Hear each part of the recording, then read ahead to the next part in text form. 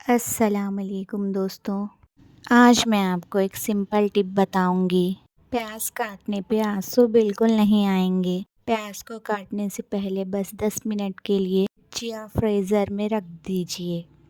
थोड़ा ठंडा होने से उसका गैस क्लैम हो जाता है और आप बिना आंसू के इजी काट सकते हो प्याज को। दूसरी टिप, प्याज काटते टाइम एक छोटी सी कैंडल या गैस जला के रखिए, क्योंकि ना वो फम्स को खा लेती है। इससे आपके आँखों में आँसू नहीं आएँगे। आप ट्राई करके देखिए, आपको बिल्कुल मैजिक लगेगा। अल्लाह हाफ़िज़ दोस्तों, मेरे चैनल को सब्सक्राइब करिए। अल्लाह हाफ़िज़।